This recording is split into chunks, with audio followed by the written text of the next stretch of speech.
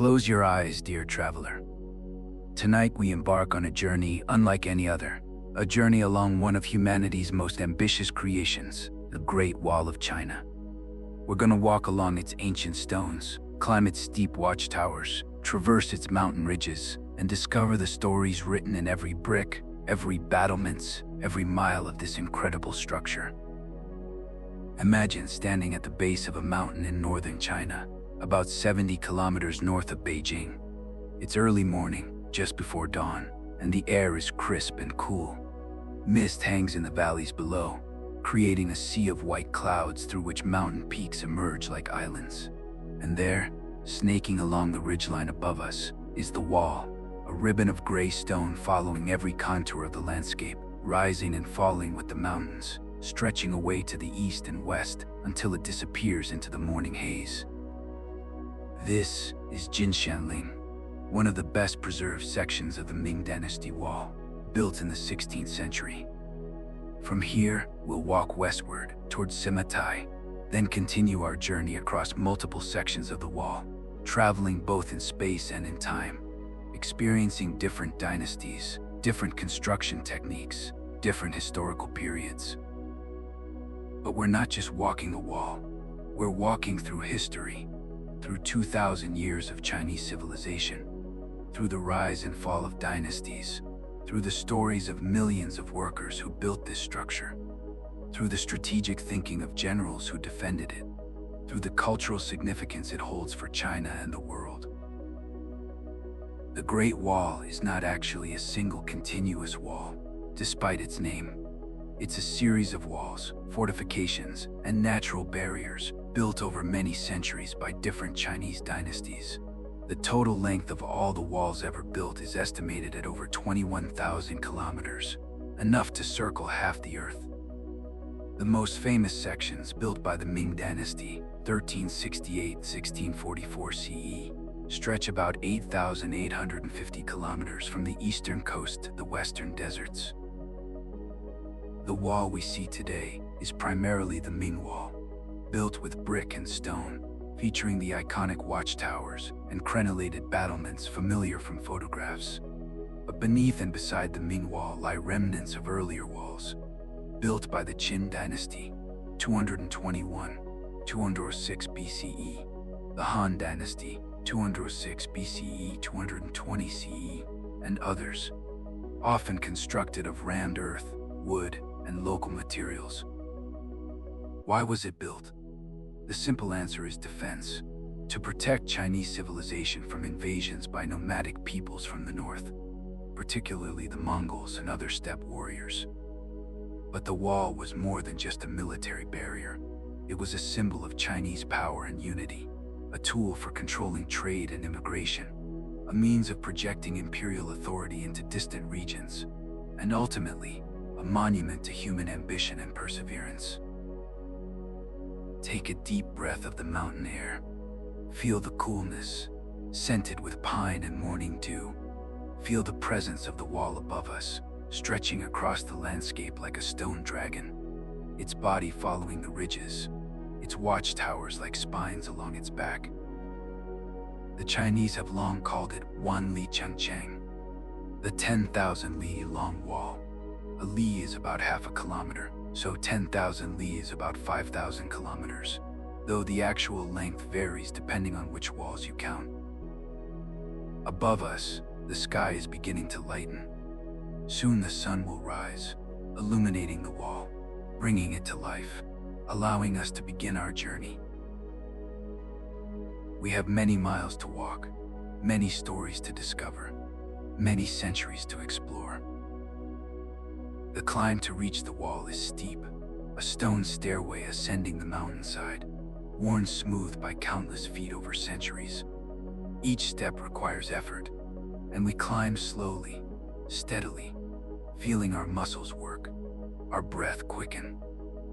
This is how it begins, with effort, with determination, with the willingness to climb.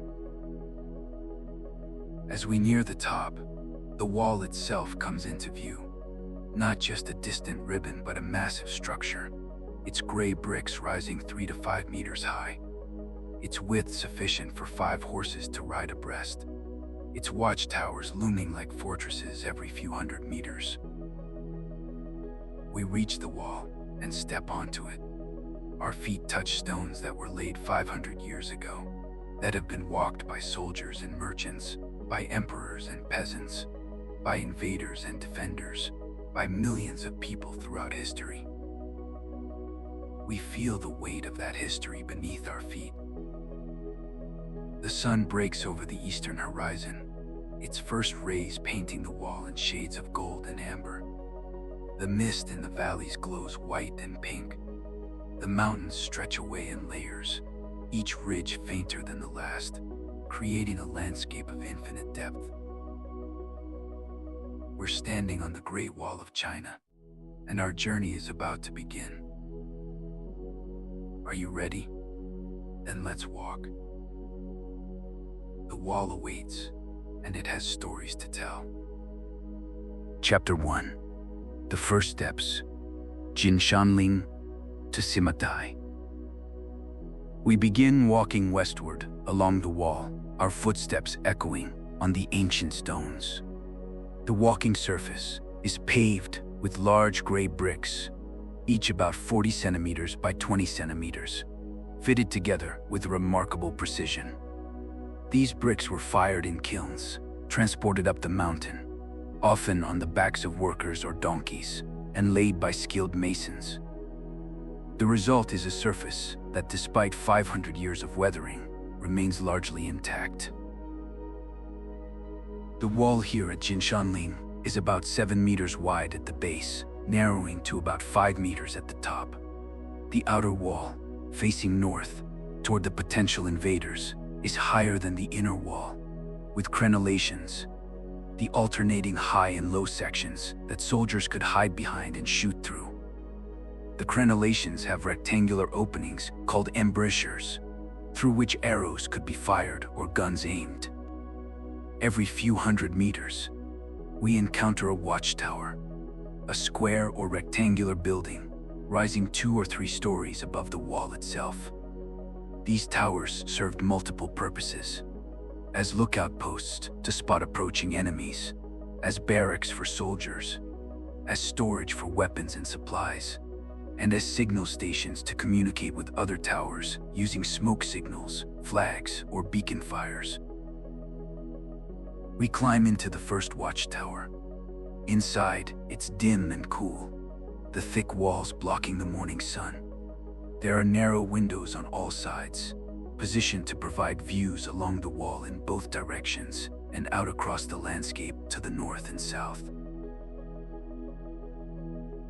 The ceiling is vaulted, built with brick arches that have supported the weight of the structure above for centuries.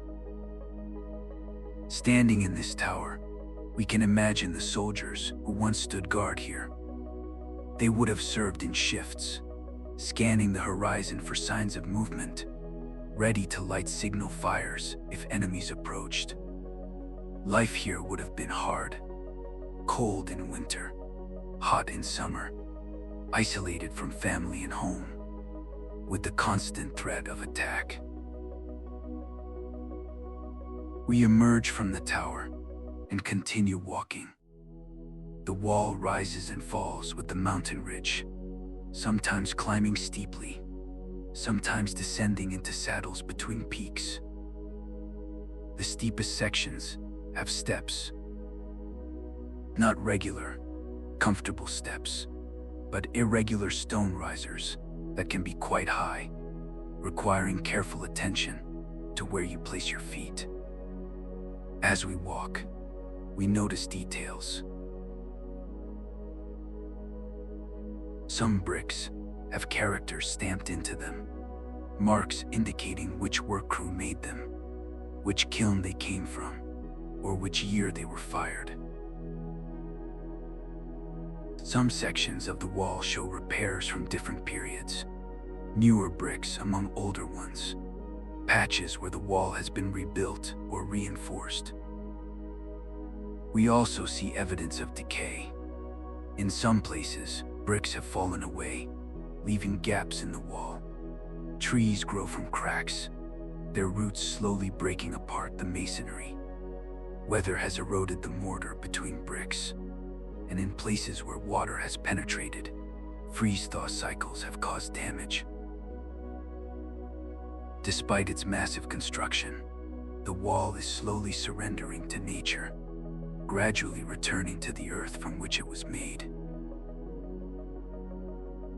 After about 2 hours of walking, covering perhaps 10 kilometers, we reach a particularly dramatic section where the wall climbs almost vertically up a steep peak.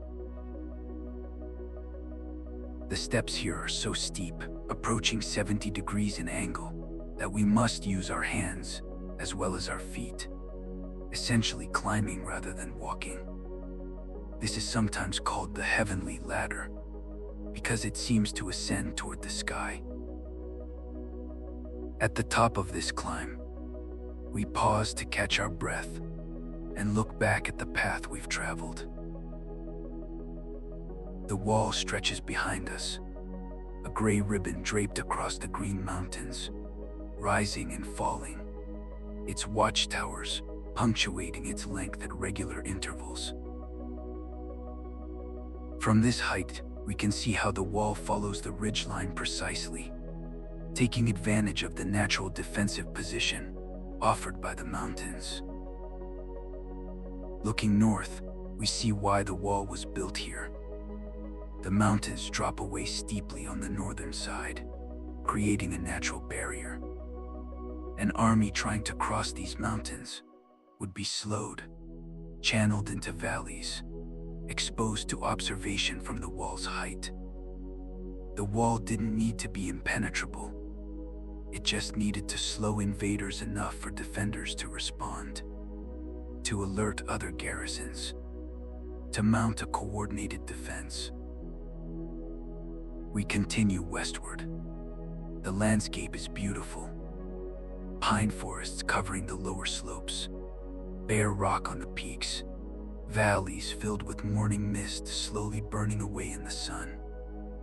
Birds circle overhead, hawks and kites riding the thermals. In the distance, we hear the call of what might be a golden pheasant, though we don't see it. Around midday, we reach Simatai, where this section of the wall ends at a steep mountain peak crowned by a watchtower. This tower, called the Tower for Viewing the Capital, sits at such a height that on clear days, it's said you can see Beijing, 120 kilometers to the south. We've walked perhaps 15 kilometers, climbed and descended hundreds of meters of elevation, passed through or by dozens of watchtowers. We've experienced just a tiny fraction of the wall's total length, perhaps 0.2% of the Ming Wall alone. Yet already we understand something of its scale, its ambition, the incredible effort required to build it. But our journey is just beginning. We've walked the Ming Wall in its glory, well preserved and iconic. Now we need to travel through time to understand how the wall evolved, how it was built, why it was built. We need to go back 2,000 years, to the very beginning, to the first emperor who united the walls and created the concept of the Great Wall.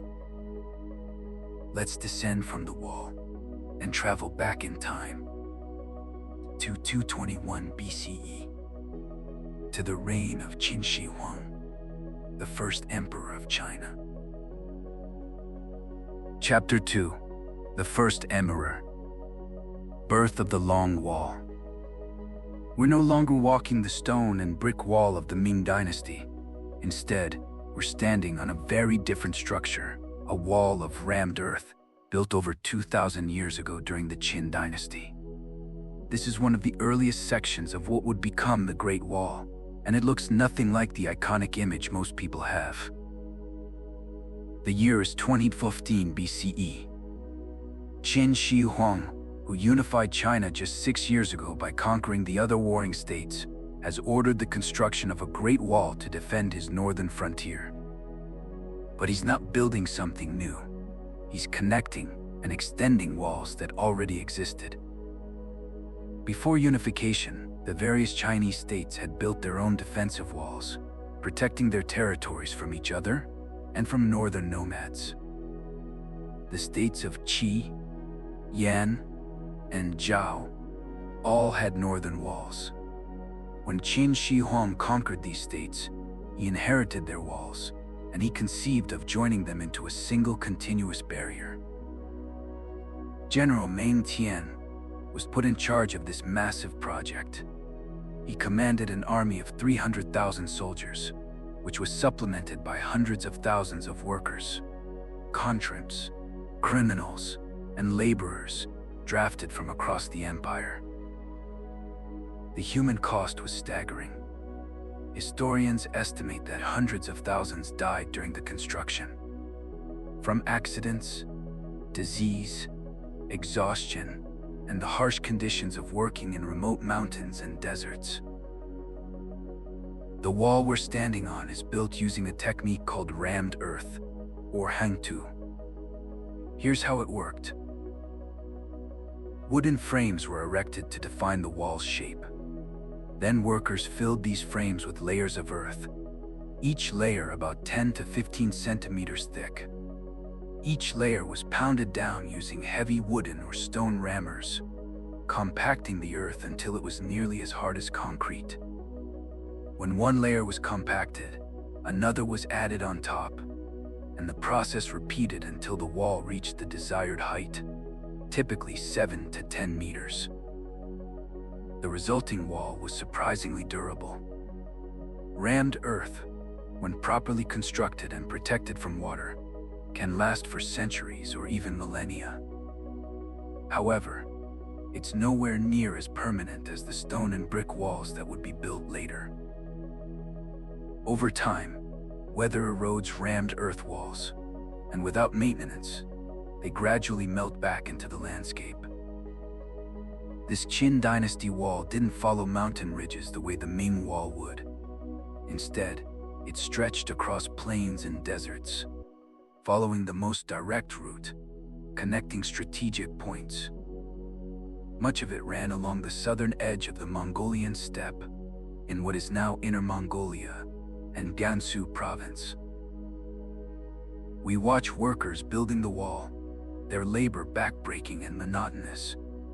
They dig earth from nearby, carry it to the wall site in baskets, dump it into the wooden frames, then pound it down with the rammers. A rhythmic thudding sound that continues all day, every day, for months and years. The workers are a mix of people. Some are soldiers from General Ming Tian's army, put to work during peacetime. Others are conscripts, farmers and laborers drafted for a period of service, required by law to work on imperial projects. Still others are criminals, serving their sentences through forced labor.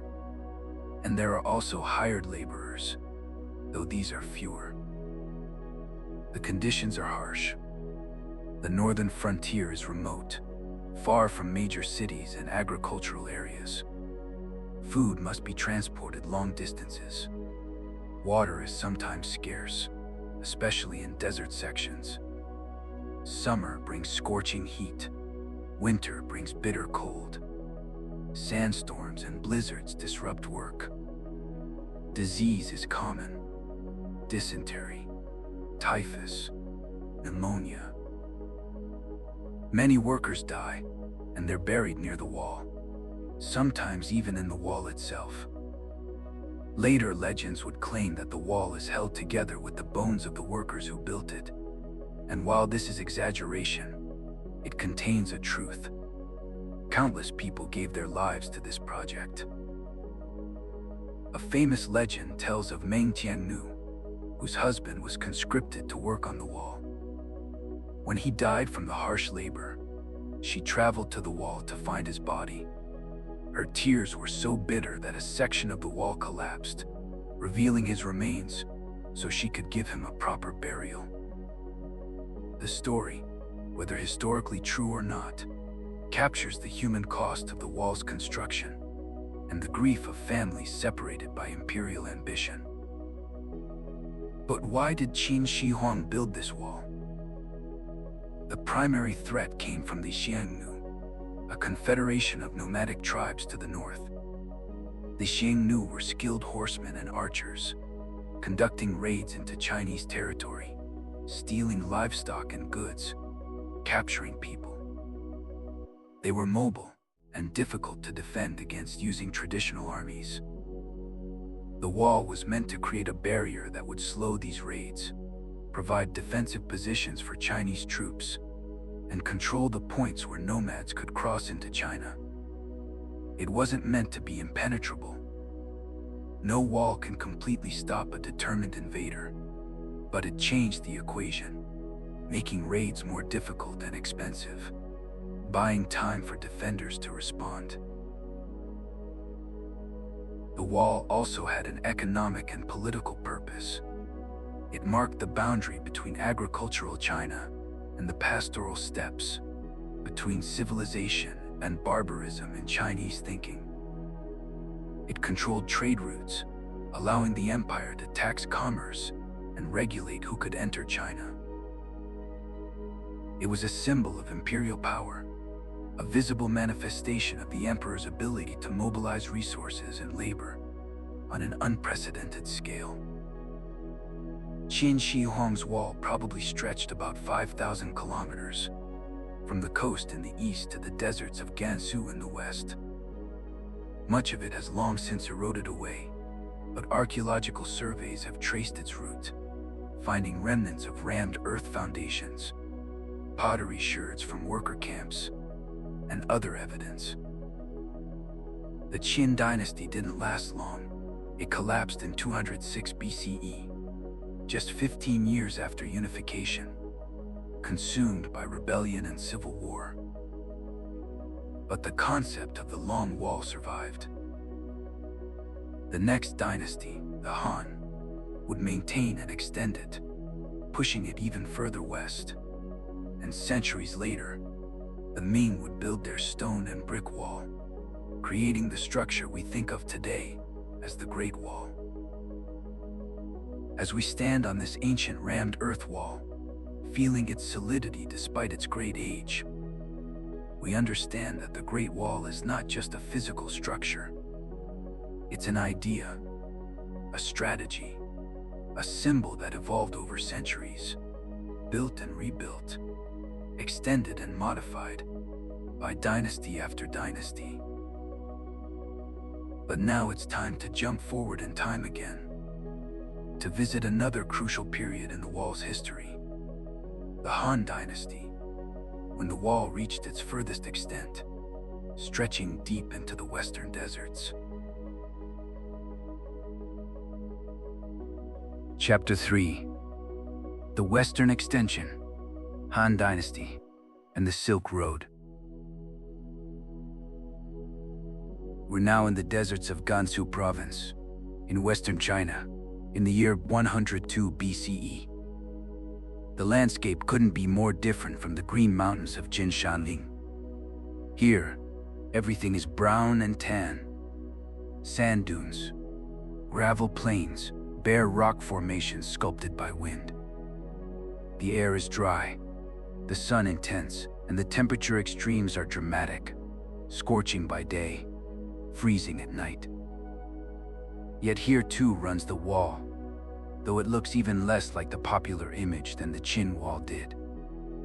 In this desert environment, where stone is scarce and soil is sandy, the Han Dynasty builders adapted their techniques. They built walls of layered desert materials, gravel, sand, tamarisk branches, and reeds, all compacted together in a technique similar to rammed earth, but adapted to local conditions. This Han Dynasty wall, built between 1201 BCE and 101 BCE during the reign of Emperor Wu, extended the Qin Wall westward by perhaps 1,000 kilometers or more, reaching toward the oasis cities along what would become known as the Silk Road.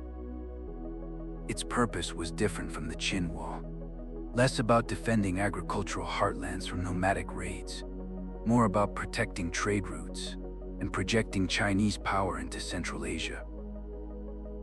Emperor Wu was an ambitious, aggressive ruler who transformed Han China into a major power.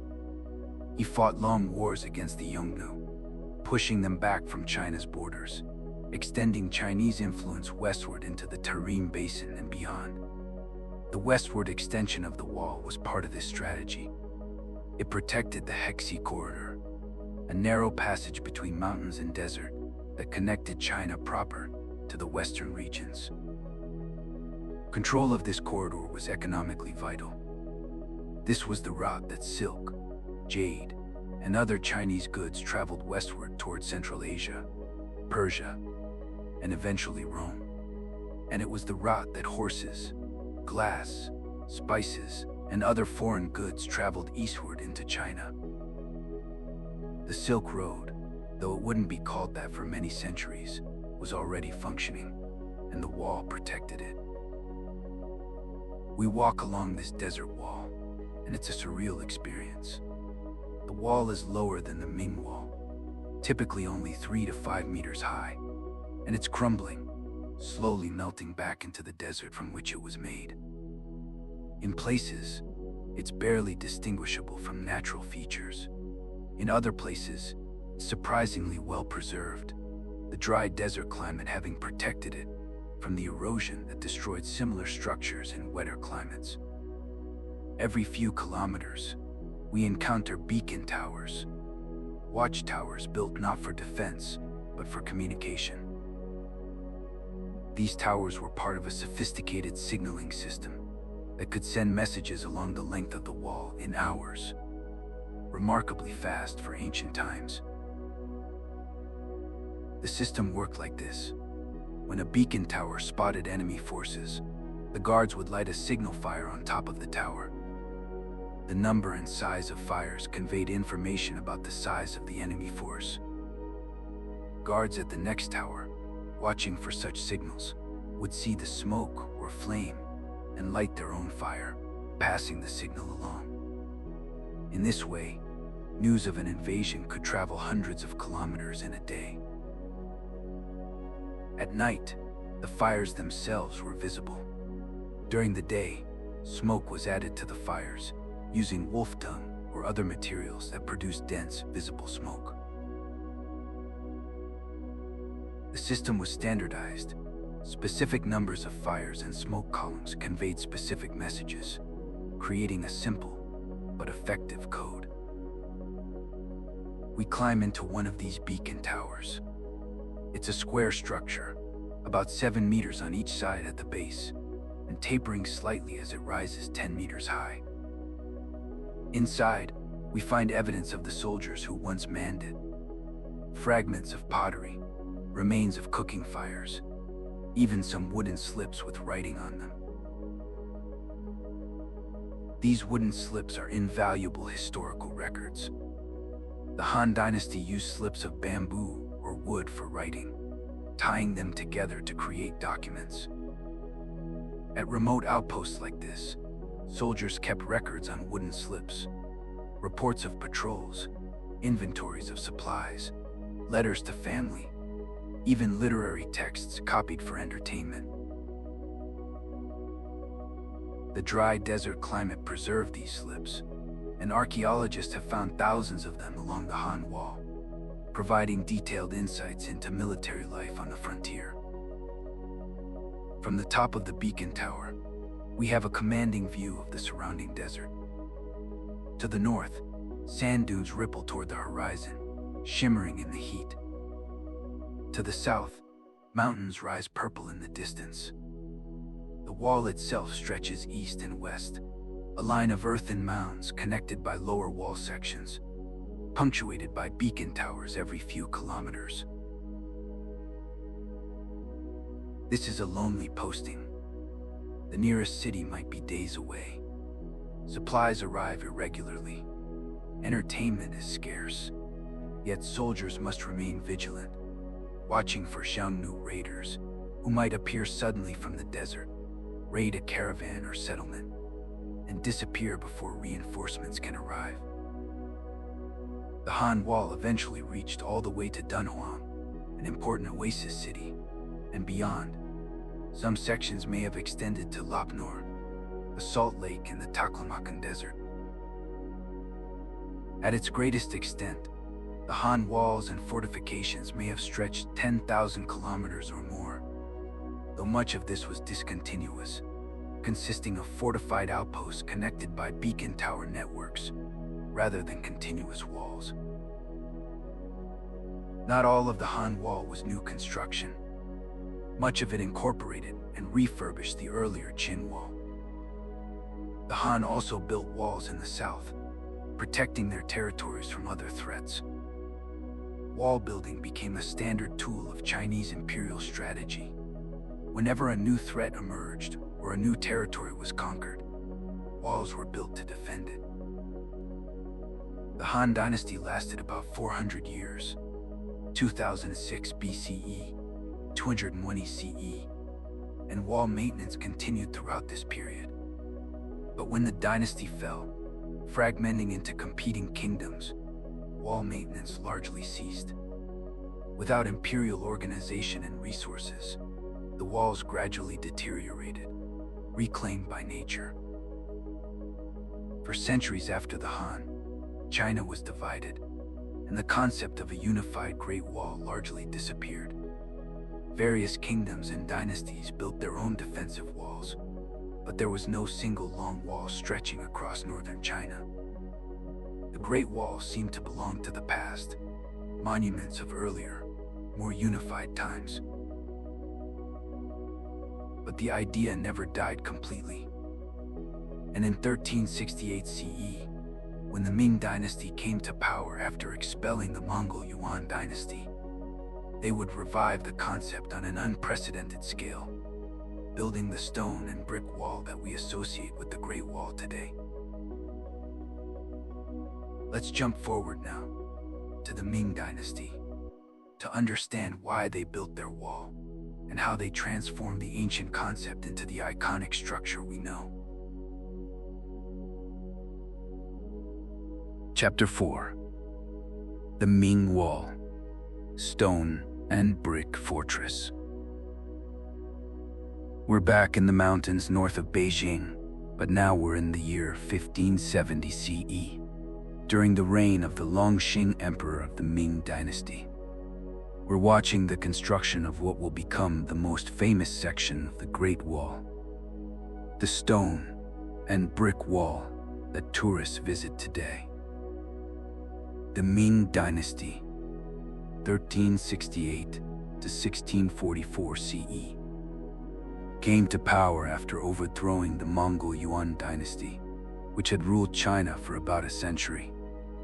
Having experienced foreign conquest, the Ming emperors were acutely concerned with defense, particularly against the Mongols, who still controlled the northern steppes and regularly raided Ming territory. The early Ming emperors initially relied on offensive campaigns and a system of military outposts to secure the frontier. But after a disastrous defeat in 1449, when the Mongols captured the Ming emperor himself at the Battle of Tumo Fortress, Ming's strategy shifted toward defense. Wall building intensified, eventually resulting in the massive fortification system we see today. The Ming Wall is fundamentally different from earlier walls in several ways. First, it's built primarily of brick and stone rather than rammed earth. Second, it follows mountain ridges whenever possible, using natural terrain to enhance defense. Third, it's integrated with an elaborate system of watchtowers, garrison towns, and defensive installations, creating a defense in depth rather than just a simple barrier. We watch workers constructing a section of wall on a steep mountain ridge. The process is complex and labor-intensive. First, the route is surveyed and marked. Engineers determine the best path to follow the ridgeline, balancing defensive considerations with construction feasibility. Then comes the foundation work. Workers dig down to bedrock or solid ground, creating a stable base. On steep slopes, they build retaining walls to create level platforms. The outer faces of the wall are built with large, carefully shaped stone blocks, fitted together with minimal mortar. Next, bricks are brought in. These are fired in kilns in the valleys below, then carried up the mountain, a task of brutal difficulty. Workers form human chains, passing bricks from hand to hand up the slope. Donkeys and mules carry heavier loads. In the steepest sections, pulleys and rope systems are rigged to haul materials up. The bricks are laid in courses, with mortar made of lime, clay, and sticky rice. The rice makes the mortar stronger and more water-resistant, an ingenious innovation. The wall's interior is filled with earth and rubble, making it solid throughout. The outer brick facing and the inner stone facing sandwich this fill material, creating a structure of tremendous strength and durability. As the wall rises, workers build the distinctive features we associate with the Great Wall. The battlements with their crenellations, the drainage systems that channel water off the wall to prevent damage, the paved walkway on top that allows soldiers to patrol and move quickly along the wall. Every few hundred meters, a watchtower is constructed. These are more sophisticated than the simple beacon towers of the Han Dynasty. Ming watchtowers are substantial buildings, 2 or 3 stories high, with multiple rooms for different purposes: storage for weapons and supplies, quarters for soldiers, kitchens, and on the upper level, observation platforms and positions for archers or gunners. The Ming Dynasty had gunpowder weapons, cannons, arquebuses, fire lances, and the wall was designed to accommodate them. Many watchtowers have large openings at ground level for cannons, and smaller openings higher up for gunners with hand weapons. The Ming Wall wasn't just a barrier to be defended with bows and swords. It was an integrated weapons platform for early modern warfare. The scale of construction is staggering. The main Ming Wall stretched about 8,850 kilometers, though measuring is complicated by branches, secondary walls, and non-continuous sections. Estimates suggest that it required about 100 million tons of bricks, plus countless tons of stone, earth, and mortar. The number of workers involved over the 2 centuries of main construction probably numbered in the millions. The financial cost was enormous. Perhaps 1 to 2% of the entire Ming Dynasty's GDP was spent on wall construction and maintenance during peak periods. This represented a massive diversion of resources from other potential uses, and some historians argue it contributed to the dynasty's eventual decline. But the Ming saw it as necessary. The Mongol threat was real. Raids were frequent, and there was always the danger of a major invasion like the one that had destroyed the Song dynasty and established the Yuan. The wall, combined with a system of military garrisons and mobile forces, created a layered defense that could slow or stop most raids. Life on the wall for soldiers was hard. but perhaps better than for their predecessors in earlier dynasties. Ming soldiers were part of a hereditary military caste. Sons of soldiers became soldiers, receiving land allotments and other benefits in exchange for military service. Garrisons along the wall were supported by military farms, where soldiers grew their own food during peacetime, reducing the logistical burden on the empire. Watchtowers were manned by small units of soldiers, typically 10 to 20 men, who served shifts of several months at a time. They patrolled the wall, watched for enemies, maintained the structure, and conducted training. When not on watch, they might farm, hunt, or engage in small-scale trade with nearby civilians. Despite the massive investment, the Ming Wall didn't ultimately save the dynasty. In 1644, the Ming fell not to a northern invasion, but to internal rebellion and political collapse.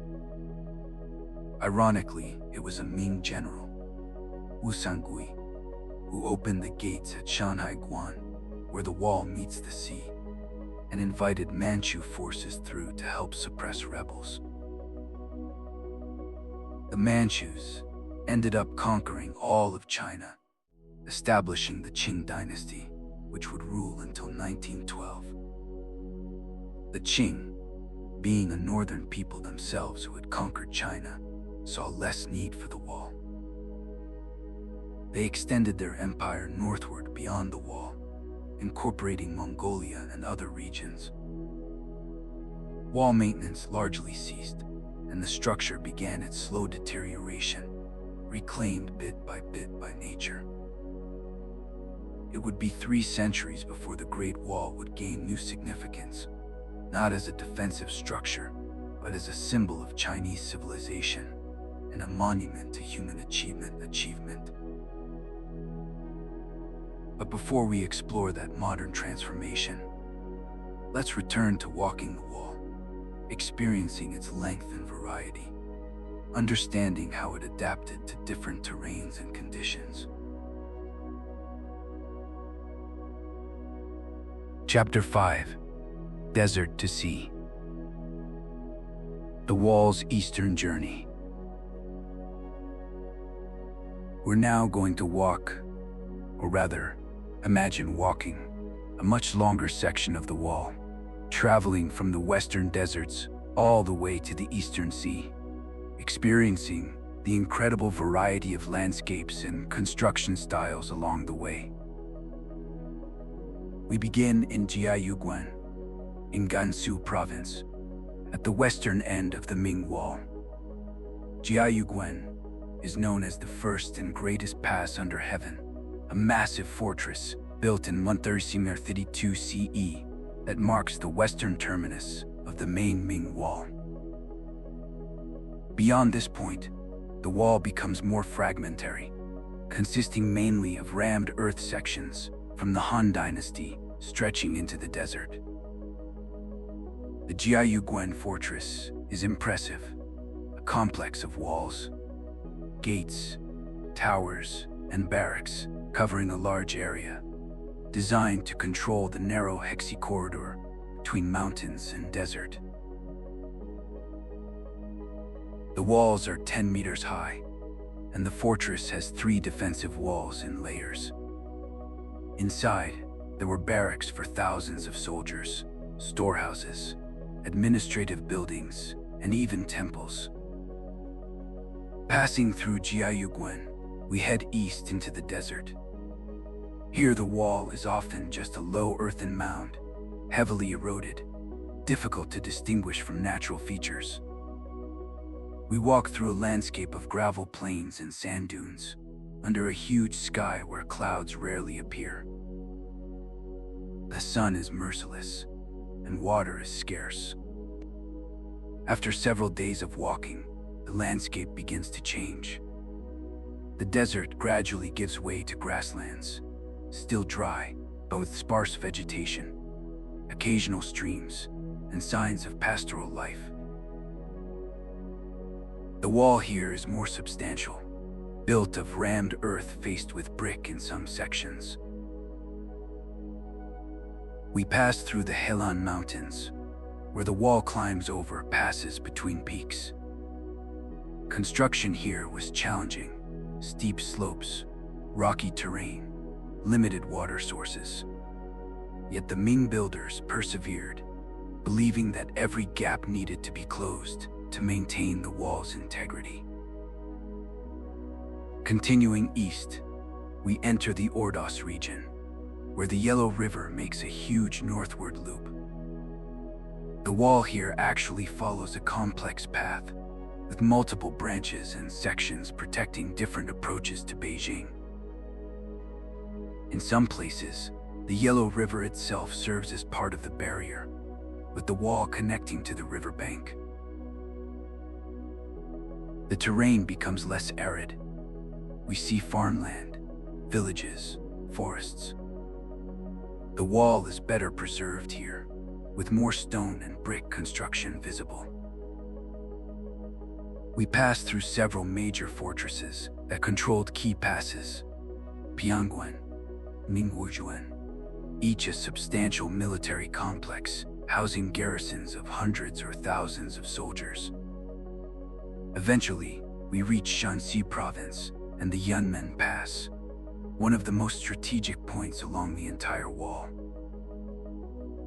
This pass, through mountains that separate the northern grasslands from the agricultural heartlands of central China, has been fortified for over 2,000 years.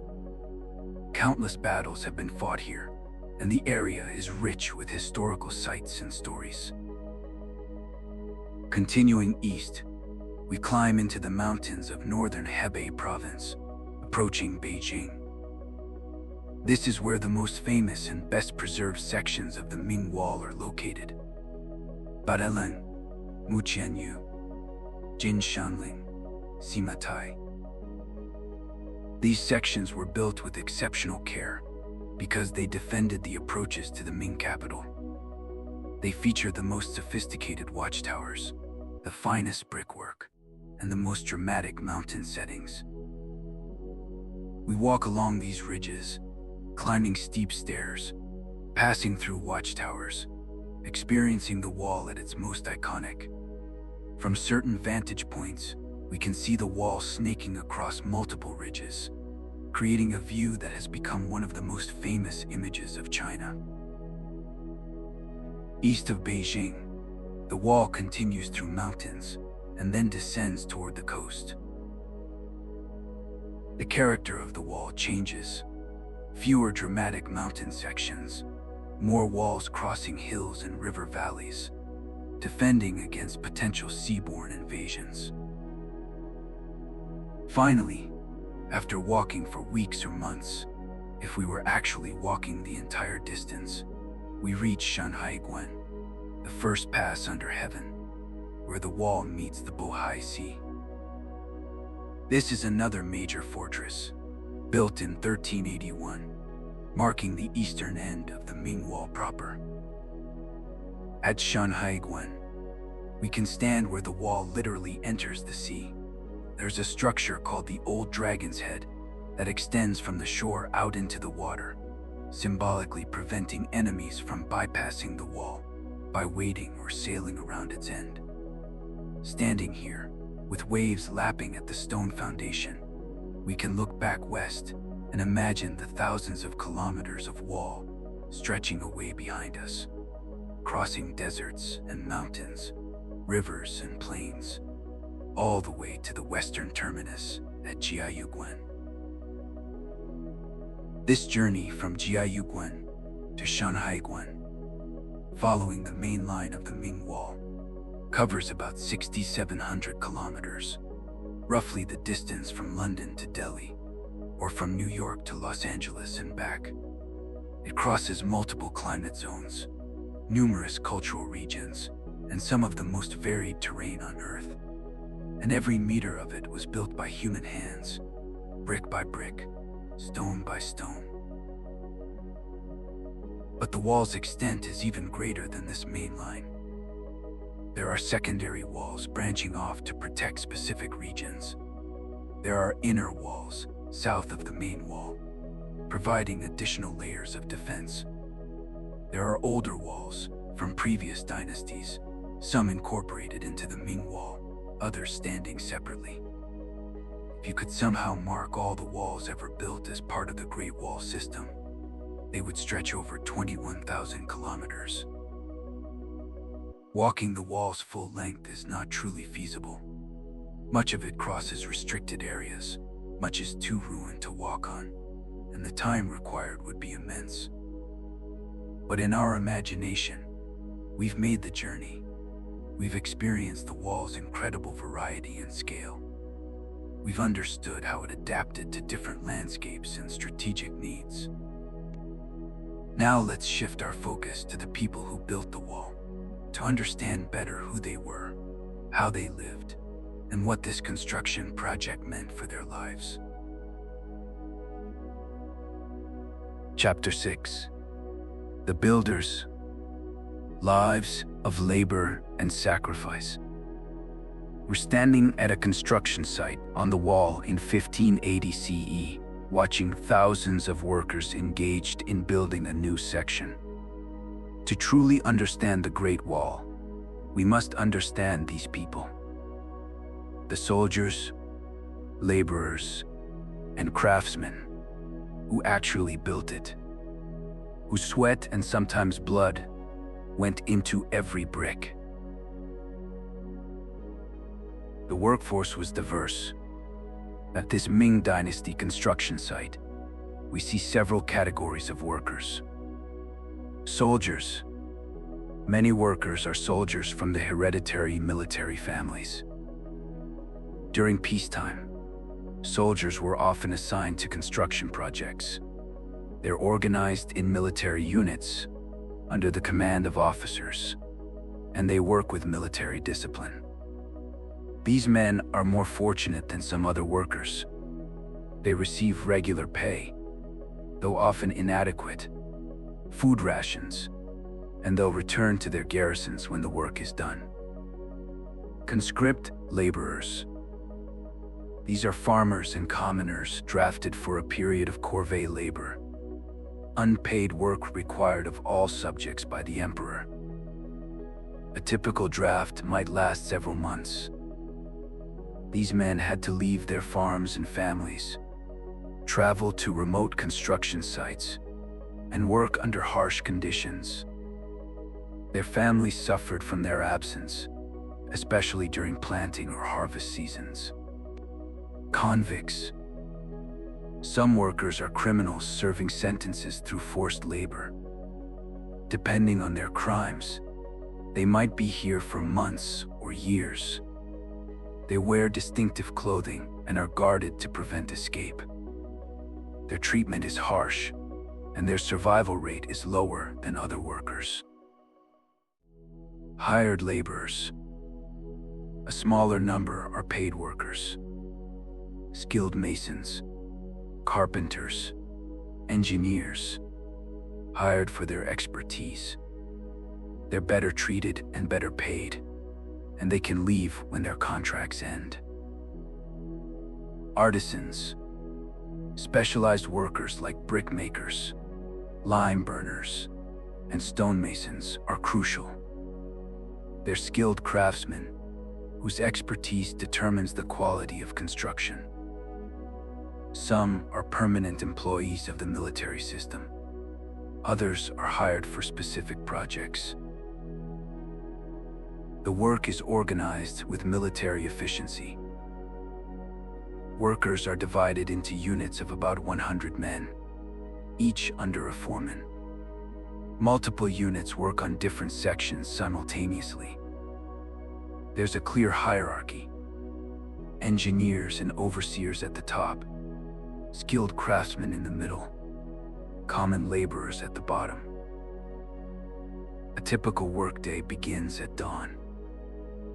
Workers eat a simple breakfast, millet porridge, perhaps with vegetables, rarely meat. Then they march to the construction site, which might be an hour's walk from their camp. The work depends on their assignment. Some quarry stone, using iron tools to split rocks along natural fractures, then shaping the stones to fit the wall's design. Others dig and prepare earth for the wall's fill. Still others carry materials, bricks, stones, mortar, up the mountain to where they're needed. The brick carriers have perhaps the hardest job. They strap wooden frames to their backs, load them with bricks, perhaps 10-20 bricks weighing 20-40 kilograms total, and then climb steep mountain paths to deliver them to the masons. They make this trip dozens of times each day, their legs burning with effort, their backs aching under the load. Masons are the elite workers. They lay bricks with precision, ensuring level courses, proper mortar thickness, and strong bonds. This requires skill and experience. A good mason might lay several hundred bricks in a day, working steadily but carefully. Poor masonry would lead to wall failure, so quality control is strict. At midday, work pauses for a meal. More millet, perhaps with some vegetables, or, on good days, a small amount of salted fish or meat. The rest period is brief, perhaps an hour. Then work resumes. The pace is demanding. Overseers push for productivity, and falling behind could result in punishment, reduced rations, beatings, or for serious infractions, execution. The Ming Dynasty was authoritarian, and discipline was harsh. Accidents are common. Workers fall from scaffolding or walls, are crushed by falling stones, or suffer injuries from tools. Medical care is minimal. There's usually a physician or herbalist in camp, but treatment is rudimentary. Serious injuries often result in permanent disability or death. Disease is another constant threat.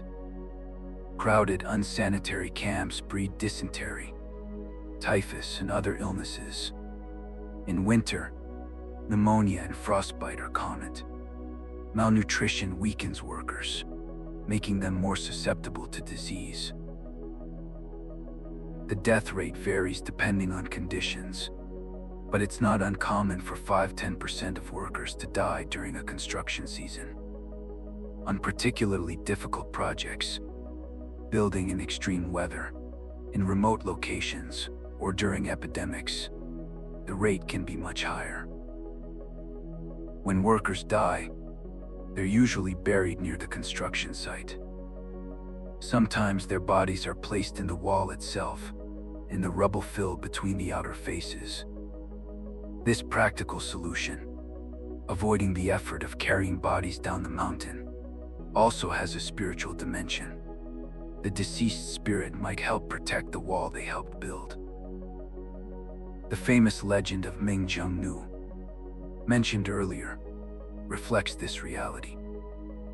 Countless workers died building the walls over the centuries, and countless families grieved their loss.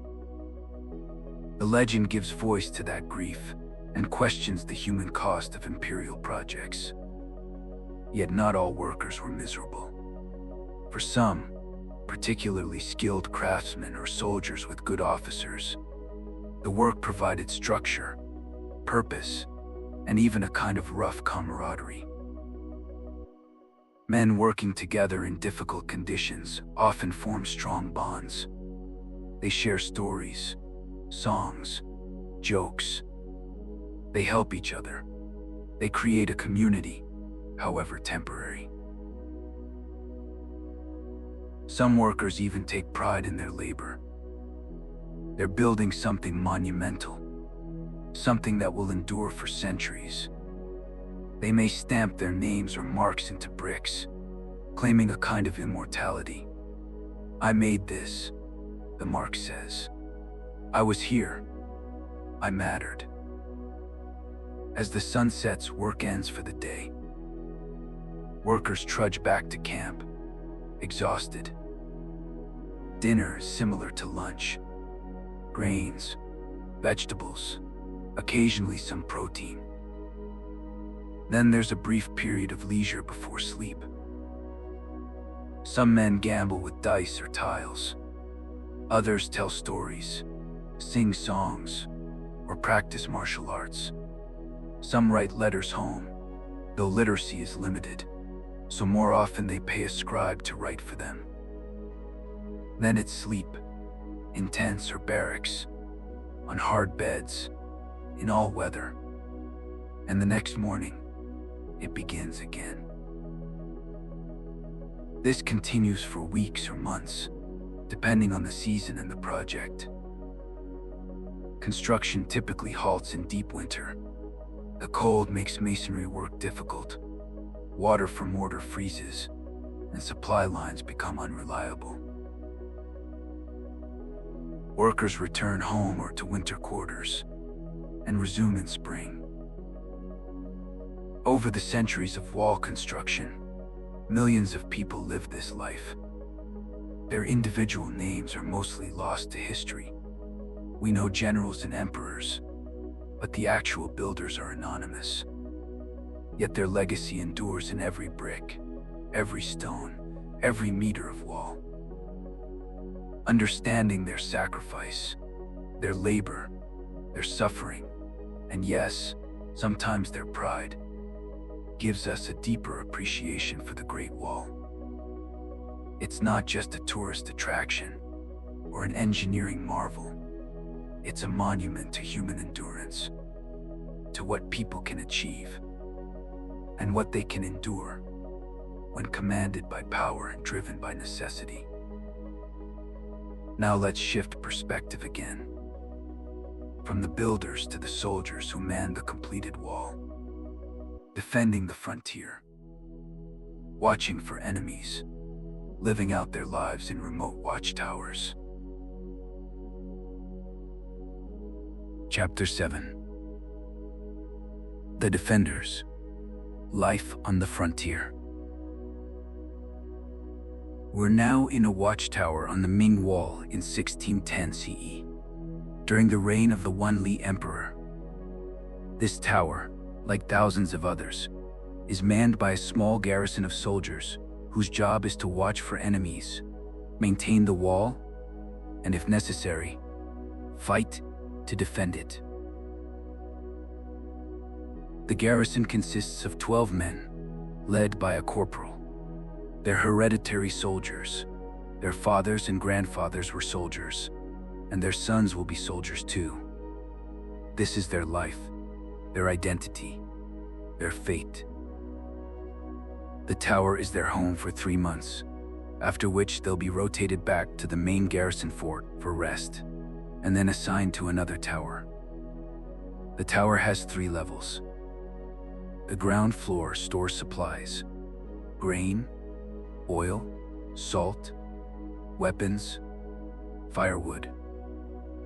The second floor has sleeping quarters, simple wooden platforms with thin mattresses, shared by all the men. The third floor, open to the air, is the observation platform where guards keep watch. A typical day begins before dawn. 2 men have been on night watch, 4-hour shifts, keeping watch for signal fires from neighboring towers or movement in the valleys below. At dawn, they're relieved, and the entire garrison assembles for morning drill. Drill is essential. These men must maintain combat readiness, and the corporal puts them through their paces, practicing with spears, swords, bows, and the newer matchlock muskets that are increasingly common in the late Ming period. They practice formations, practice responding to alarms, practice loading and firing weapons until they can do it efficiently, even under stress. After drill comes breakfast, millet porridge, pickled vegetables, perhaps some dried meat if supplies are good. The food is monotonous but adequate. Unlike earlier dynasties that struggled to supply distant garrisons, the Ming system of military farms, ton fields, helps ensure regular food supplies. Then the day's work begins. 2 men are assigned to watch duty, positioned on the observation platform, with clear views along the wall in both directions and across the landscape to the north. They watch for any sign of enemy movement, dust clouds that might indicate horses, smoke from campfires, the flash of metal in sunlight, movement along known trails. If enemies are spotted, the guards follow a strict protocol. They light signal fires, the number and arrangement, communicating information about the enemy's size and direction. 1 torch means about 100 enemies. 2 means 500. 3 means over 1,000. Additional signals indicate direction and urgency. Neighboring towers, seeing the signal, relay it along the wall, and soon the message has traveled scores or hundreds of kilometers, alerting garrisons and mobile forces to respond. The other men have various duties. Some patrol the wall section between towers, checking for damage, clearing vegetation, ensuring the structure remains intact. Some tend the small garden plot, where they grow vegetables to supplement their rations. Some maintain weapons and equipment, sharpening blades, repairing armor, cleaning muskets. There's also training. Soldiers practice archery, shooting at targets set up in the valley below. They practice combat techniques, sparring with wooden weapons. The Ming military takes training seriously. A well-trained soldier is worth several untrained ones. Midday brings lunch, similar to breakfast, followed by a rest period during the hottest part of the day. Then more work, more watch, more maintenance. Life in the tower is monotonous. Days are much the same. The view never changes. The same mountains, the same valleys, the same section of wall stretching east and west. Entertainment is limited to conversation, simple gambling games, and occasionally, if someone has the skill, music from a simple flute or stringed instrument. Visitors are rare. Supply caravans come monthly, bringing food, replacement equipment, and news from the main garrison. Occasionally, an officer inspects the tower, checking that discipline is maintained and the structure is in good repair. Very rarely, a high official, or even an imperial prince, might tour the frontier, though such visitors seldom venture to remote watchtowers. The soldiers' relationships with nearby civilians are complex. In some areas, small farming communities exist near the wall, providing supplies and services to the garrisons. Soldiers might trade with these civilians, or even intermarry with them. In other areas, the frontier is too remote, too dangerous, or too poor to support civilians, and soldiers are isolated. Contact with the enemy, Mongols or other northern peoples, is also varied. Raids are the most common threat. Mongol horsemen might appear suddenly, attack a village or caravan, and disappear before defenders can respond. The wall slows such raids, but doesn't prevent them entirely. Determined raiders can climb the wall at night, pass through gaps, or bribe corruptible guards. Large-scale invasions are less common, but more dangerous. A major Mongol army might besiege fortresses, attempting to break through to raid deeper into China. During such times, the Watchtower garrison's main job is to provide early warning, then retreat to larger fortified positions where they can help make a stand. Combat, when it comes, is brutal. The soldiers have weapons, bows, crossbows, spears, swords, and increasingly firearms. They have the advantage of the wall's height and strength, but they're outnumbered, a dozen men in a tower, facing hundreds or thousands of raiders. If the tower is directly attacked, survival is unlikely unless reinforcements arrive quickly. Many soldiers never see combat. They serve their entire careers without ever facing an enemy. The wall's existence, the visible presence of defenders, the threat of signal fires summoning mobile forces, these often deter raids before they begin. The wall works as much through deterrence as through actual fighting. Disease and accidents kill more soldiers than combat. Illness is common.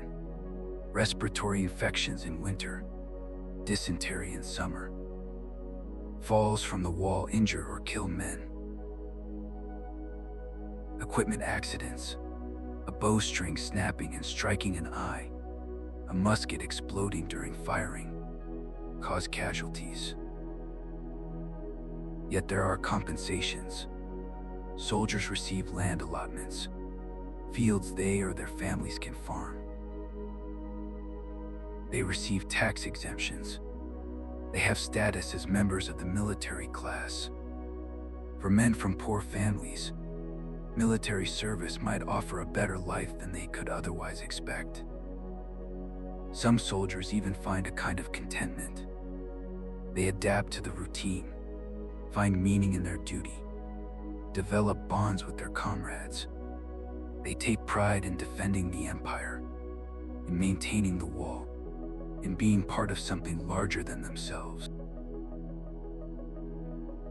As evening falls, the garrison lights lamps in the tower. 2 men take the night watch while others prepare dinner, maintain equipment, or rest. Conversation drifts. Talk of families back home, memories of previous postings, speculation about when they'll be rotated back to the main garrison. At night, the wall can be beautiful. Stars fill the sky, undimmed by artificial lights. The moon rises, illuminating the wall and mountains in silver light. In winter, snow transforms the landscape into a frozen wonderland. Even in this harsh, remote place, there is beauty. But there is also loneliness, hardship, and danger. These men live between civilization and wilderness, between peace and war, between life and death. They are the wall's human element, as essential as the bricks and stones. Without them, the wall is just an empty structure. With them, it's a living defensive system. Over the centuries, millions of soldiers served on the Great Wall, living in watchtowers, patrolling wall sections, fighting when necessary, enduring always. Most died in obscurity, their names forgotten. But collectively, they gave the wall its purpose and effectiveness. As we watch these soldiers go about their duties, we understand that the Great Wall is not just an architectural achievement. It's a human system, requiring constant maintenance, constant vigilance, constant sacrifice. The stones endure, but the true wall was made of people. Chapter 8. The wall's effectiveness. Did it work? We've walked the wall, understood its construction, met its builders and defenders. Now we must ask a crucial question. Did it work? Was the Great Wall effective at its intended purpose of defending China from northern invaders? The answer is complex and depends on how we define work. On one level, the wall clearly failed to prevent conquest. The Mongols conquered China in the 13th century, establishing the Yuan dynasty, despite earlier walls. The Manchus conquered China in the 17th century, establishing the Qing dynasty, despite the massive Ming wall. These conquests demonstrate that the wall was not an impenetrable barrier. However, this criticism misunderstands the wall's purpose. No fortification in history has been truly impenetrable.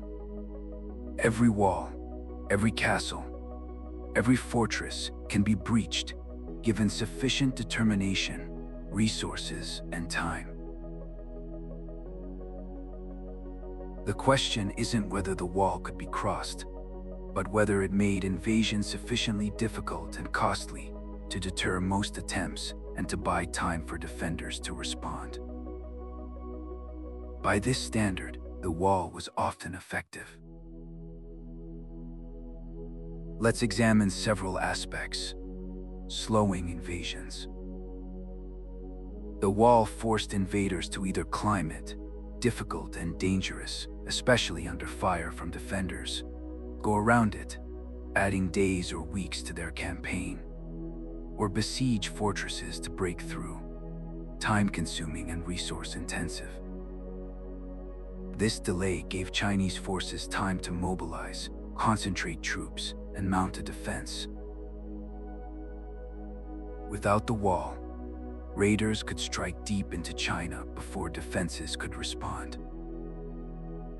Controlling choke points. The wall channeled invaders toward specific passes and fortresses, where Chinese forces could concentrate their defenses. Rather than having to defend an entire open frontier, defenders could focus resources on key points, making defense more efficient. All at Wayne. Perhaps the best of Simatai of the Nina brand of figure. Ultimately, perhaps the Batchev. The wall's mere existence affected the strategic calculations of potential invaders. Facing a fortified frontier of man-ballers, none have been invested. Monsieur Vanzer levered on it, many dying in the process. Could those resources have been better used elsewhere? This is ultimately a counterfactual question, impossible to answer definitively. We can't run history again with Tushu wishes and compare outcomes. But we can note that the wall's cost, while high, was penny centuries. In any given year, wall expenses were significant but manageable for imperial budgets, and the cost and the factory, frames, the Shunsen, death, dynastic collapse, was potentially far higher than the cost of prevention. The Great Wall represents a fundamental strategic choice. Invest heavily in defense to deter invasion, accepting the costs to avoid potentially catastrophic consequences, Whether this was the optimal strategy is debatable, but it was a rational strategy pursued by intelligent leaders facing real threats. As we stand on the wall, looking out across the landscape it was built to defend, we can appreciate both its achievements and its limitations. It didn't make China invulnerable, but it made China safer. It didn't prevent all invasions, but it prevented many and mitigated others. It was not perfect, but it was effective enough to justify its existence. And beyond its military function, the wall served other purposes, as a symbol of Chinese power and unity, as a monument to human ambition, as a generator of national pride. These intangible benefits are harder to quantify, but no less real. Now, in our final chapters, let's explore the wall's modern history and its significance today. Chapter 9: Decay and Rediscovery, the Modern Era. We're now in the early 20th century, standing on a section of the wall that has been abandoned for centuries. The Qing Dynasty, which ruled China from 1644 to 1912, saw little value in maintaining the wall. They were themselves a northern people, and their empire extended far beyond the wall into Mongolia and Central Asia. For them, the wall was a relic of a defensive mindset they had transcended. Without maintenance, nature began reclaiming the wall. Bricks were stolen by local farmers to build houses and field walls. Entire sections collapsed from erosion and earthquake damage.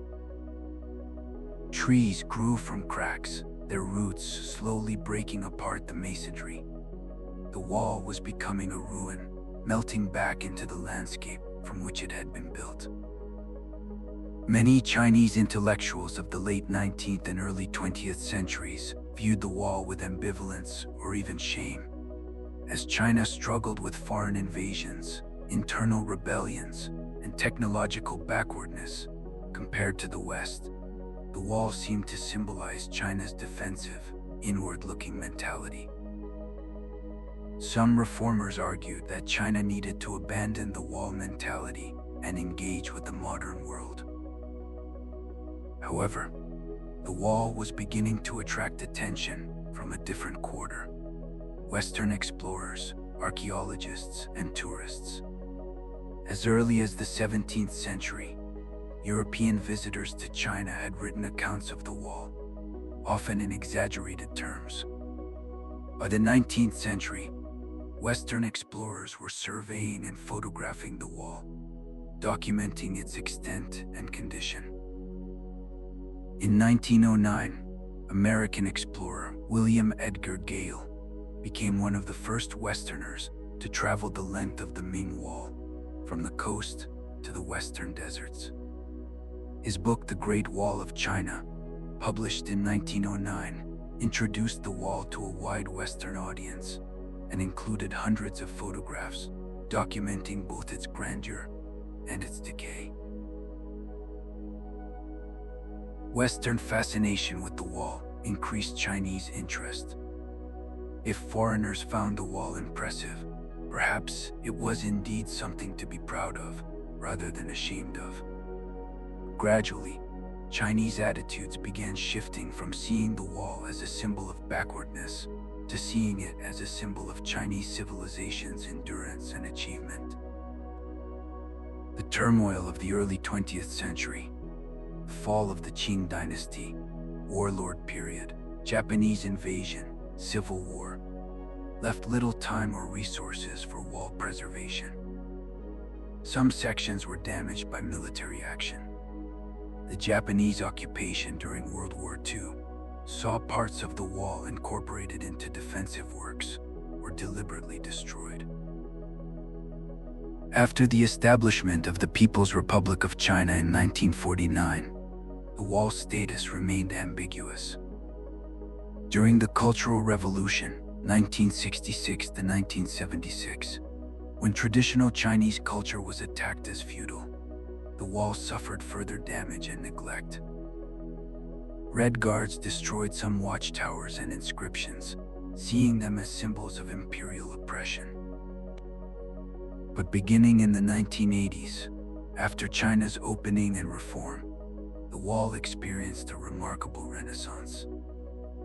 The government recognized its potential as a tourist attraction and a symbol of national pride. Major restoration projects were launched, particularly on sections near Beijing. The battling section, closest to Beijing and the most accessible, was extensively restored and opened to mass tourism. Today, millions of visitors per year walk this section, experiencing a carefully reconstructed version of the Ming Wall at its most impressive. However, restoration has been controversial. Conservationists argue that some restoration work has been too aggressive, replacing authentic weathered materials with new bricks, creating a sanitized version that lacks historical authenticity. Some sections look almost Disneyland-like, more reconstruction than restoration. Yet restoration has saved sections that would otherwise have continued deteriorating.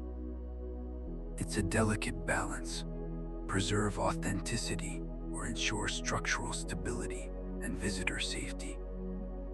Different sections have been managed differently, with varying philosophies about how much intervention is appropriate. The wall's UNESCO World Heritage designation in 1987 brought international recognition and additional resources for preservation. It also brought obligations. China committed to protecting the wall according to international conservation standards. Unrestored sections of the wall, called Wild Wall by enthusiasts, remain popular with adventurous hikers who prefer authentic ruins to polished tourist sites. These sections can be dangerous: crumbling stairs, missing railings, unstable structures, but offer a more authentic experience of the wall's age and history. Today, the Great Wall faces new challenges. Tourism, while providing economic benefits, also causes damage: millions of feet wearing away stone, people removing bricks as souvenirs, graffiti carved into ancient surfaces. Climate change affects preservation. More intense rains cause erosion. Temperature fluctuations crack masonry. Changing vegetation patterns alter the wall's environment. Urbanization is another threat. As Chinese cities expand, they encroach on the wall. Some sections have been demolished for development, despite legal protections. Others are surrounded by urban sprawl, losing their historical context. But there are also positive developments. Increased awareness of the wall's value has led to better protection.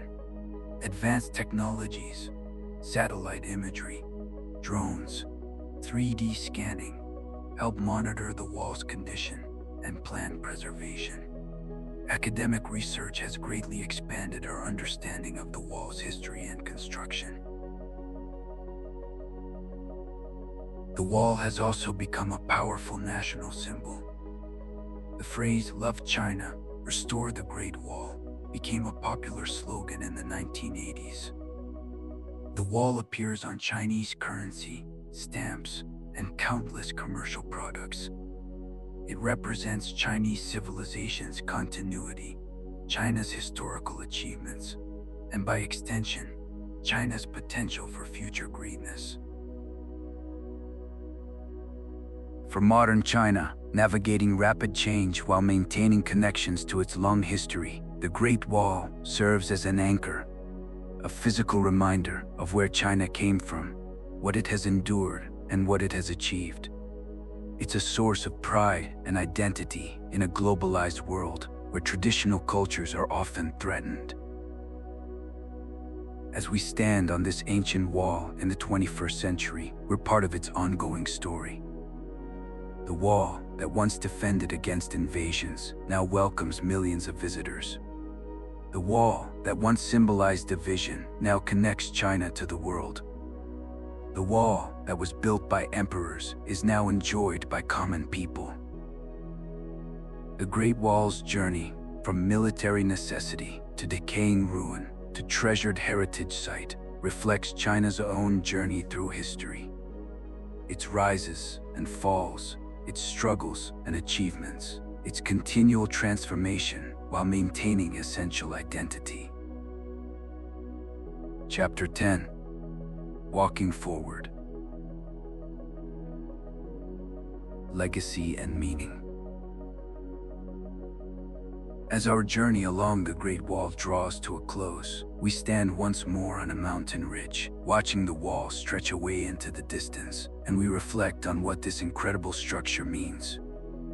Not just for China, but for humanity. The Great Wall is many things.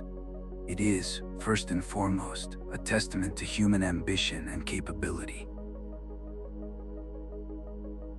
The scale of construction, thousands of kilometers of wall, built over 2,000 years, requiring hundreds of millions of person-days of labor, represents one of the largest construction projects in human history. That it was accomplished with pre-industrial technology makes it even more impressive. It is also a testament to human cost. Countless people died building the walls, from accidents, disease, exhaustion, exposure. Their sacrifice should not be forgotten or romanticized. The wall was built not by willing volunteers, but by conscripts, soldiers, and convicts who often had no choice. The glory of the achievement is inseparable from the suffering that made it possible. The wall represents strategic thinking on a grand scale. The decision to build walls reflected a comprehensive assessment of threats, resources, and capabilities. Chinese rulers chose to invest heavily in static defenses rather than mobile forces or offensive campaigns. Whether this was the optimal strategy is debatable, but it was a coherent strategic vision pursued consistently over centuries. It demonstrates the power of centralized states. Only powerful, organized governments could mobilize the resources and labor needed for wall construction. The wall is thus a monument to Chinese political unity and administrative capability. When China was unified and well-governed, walls were built and maintained. When China fragmented or weakened, wall construction ceased. The wall also embodies the tension between civilization and wilderness, between settled agricultural society and nomadic pastoral society. The wall literally divided these two worlds, representing the Chinese perspective that they were fundamentally different and that China needed protection from the northern barbarians. This perspective was not entirely accurate. There was significant cultural exchange across the frontier, but it shaped Chinese policy for millennia. From an architectural and engineering perspective, the wall is remarkable. It demonstrates sophisticated understanding of materials, structures, and topography. The Ming builders' ability to construct stable walls on steep mountain ridges, to create weatherproof mortars, to build towers that have stood for 5 centuries. These are genuine achievements worthy of respect. The wall also has aesthetic value. The sight of the wall snaking across mountain ridges, its watchtowers silhouetted against the sky, the interplay of human construction and natural landscape. This is genuinely beautiful, inspiring countless photographers, artists, and poets. For the modern world, the Great Wall offers several lessons. Persistence. The wall was built over 2 millennia by multiple dynasties. Few human projects span such timescales. The wall reminds us that great achievements often require persistence across generations, that what one generation begins, later generations may complete. Adaptation. The wall continuously evolved, adapting to changing technologies, threats, and resources. From rammed earth to brick and stone, from simple barriers to sophisticated fortification systems, the wall demonstrates the importance of adaptation while maintaining core purpose. Limits of defenses. Despite its scale, the wall ultimately couldn't prevent conquest. This reminds us that no defense is perfect, that walls, literal or metaphorical, have inherent limitations, and that security requires more than just physical barriers. Human cost of ambition. The suffering of those who built the wall should make us thoughtful about grand projects. Achievement has costs, often borne by those with least power. Modern society should strive to accomplish great things while minimizing human suffering, a balance not always achieved in the past. Heritage value. The wall's transformation from military structure to tourist attraction demonstrates how the meaning of monuments changes over time. What was built for war now promotes peace. What divided now connects. What was national is now global heritage. The Great Wall has also entered global consciousness as a symbol. It's one of the most recognized structures in the world, often cited incorrectly as visible from space. It appears in literature, films, video games, and popular culture. For many people worldwide, the Great Wall is their primary association with China and Chinese history. This gives the wall soft power. It shapes how China is perceived globally, generally positively. The wall suggests that China is a civilization of great antiquity, remarkable achievements, and historical continuity. This image benefits China in international relations, tourism, and cultural diplomacy. However, the wall's symbolic power is not uniformly positive. Some see it as representing Chinese xenophobia or isolationism, a literal and metaphorical wall between China and the outside world. In debates about Chinese policy, critics sometimes invoke wall mentality as shorthand for defensive, inward-looking attitudes. China itself has complex relationships with this symbolism. On one hand, the government promotes the wall as a source of pride and a tourist attraction. On the other hand, modern China aspires to be open, engaged globally, integrated into the world economy, not walled off. Balancing these perspectives requires nuance. For individual visitors, the wall offers a connection to history, a sense of scale and wonder that's increasingly rare in our documented, explained, digitized world. Standing on the wall, you're touching stones laid 500 or 2,000 years ago, walking where emperors and peasants, soldiers and merchants once walked. There's something profound about that physical connection to the deep past. The wall also offers a meditative quality. Walking its length, climbing its stairs, pausing in its watchtowers. These activities allow contemplation. In our busy, distracted world, the wall offers a space for reflection, for connecting with something larger and more enduring than our individual lives. As we complete our imaginary journey along the Great Wall, as the sun sets and the ancient stones glow golden in the evening light, we carry with us memories of this incredible structure and the stories it contains. We think of the emperors who ordered its construction, the generals who defended it, the workers who built it, the soldiers who manned it, and the countless people whose lives it touched. The Great Wall is not perfect. It did not save China from all invasions. It came at terrible human cost. It represents attitudes toward others, the barbarians beyond the wall that we would now reject. But it endures, a monument to what humans can achieve when they set their minds to great tasks, for better and worse.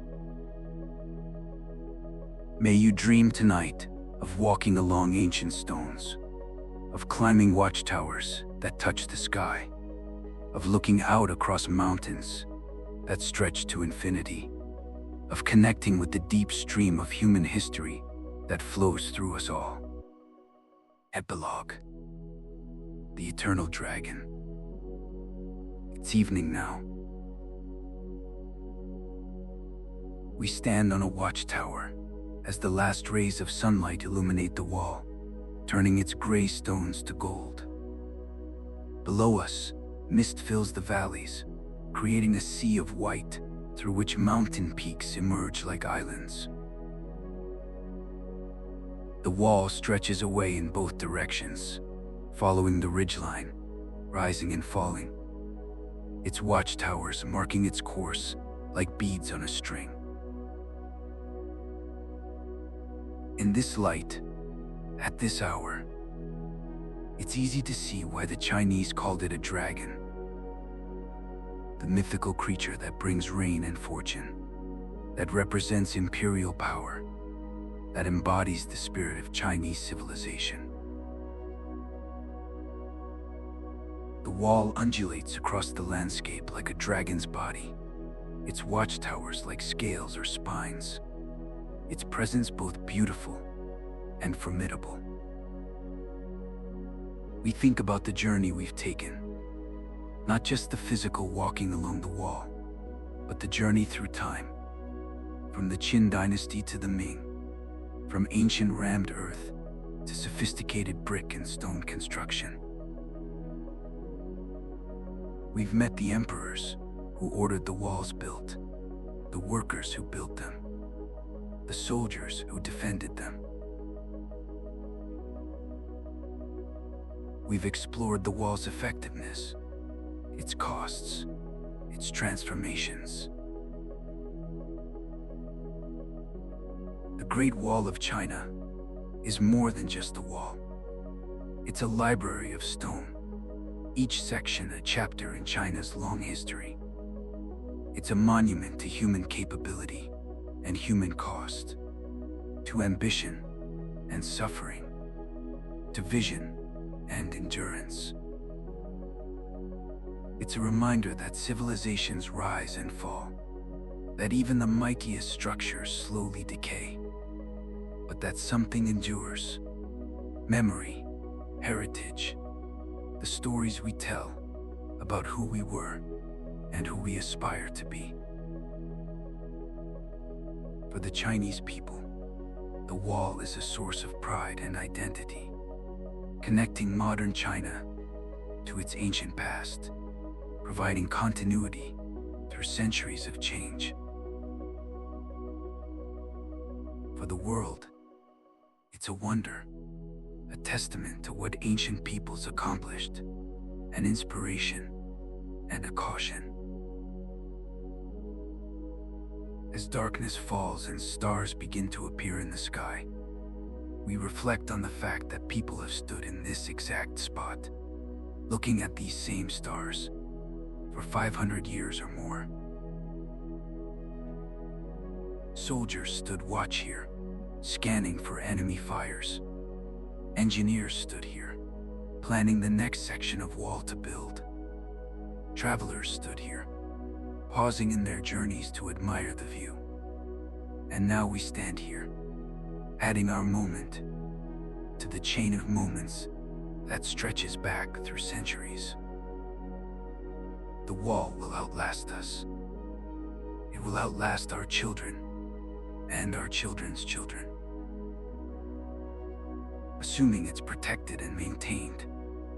It will stand for centuries or millennia more, continuing to snake across the Chinese landscape, continuing to inspire wonder, continuing to connect present to past.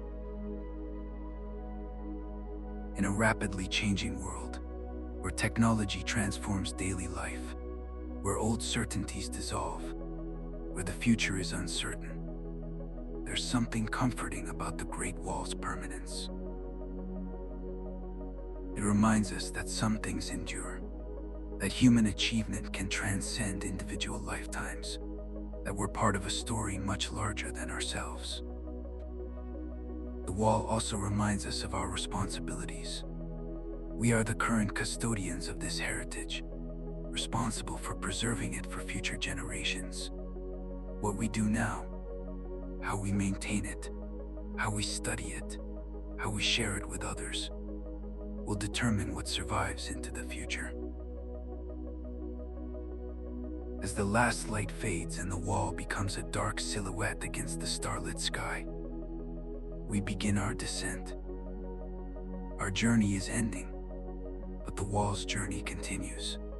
It has endured for 2,000 years and will endure for 2,000 more if we do our part to preserve it.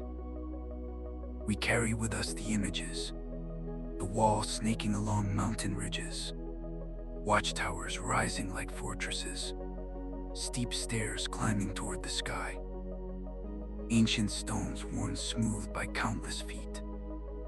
The interplay of human construction and natural landscape, creating something greater than either alone. We carry with us the stories, workers laboring until they dropped, soldiers keeping watch in remote towers, emperors dreaming of perfect defenses, generals planning campaigns, families grieving lost sons and fathers, and now, tourists from around the world coming to walk where history was made. We carry with us the lessons that human ambition can move mountains, that great achievements require great sacrifice, that no defense is perfect, that civilizations are fragile yet resilient, that stone endures but human connections matter more. The Great Wall of China, 1 Li Changqing, the 10,000 li long wall, is more than just the sum of its bricks and stones. It's a bridge between past and present, between China and the world, between what was and what is and what might be. It's a question asked in stone. What are we willing to build? What are we willing to sacrifice? What will we leave behind? And it's an answer, also in stone, that humans can accomplish extraordinary things, that we can create monuments that outlast us, that we can connect with future generations through the structures we build and the stories we tell. Good night, traveler. May you dream of walking along the dragon's spine, of touching stones laid by hands that lived centuries ago, of standing where soldiers stood and seeing what they saw, of connecting with the vast sweep of human history that the Great Wall embodies. May the dragon watch over your dreams, as it has watched over China for 2,000 years. The wall remains, eternal and patient, waiting for the next dawn, the next walker, the next chapter in its endless story.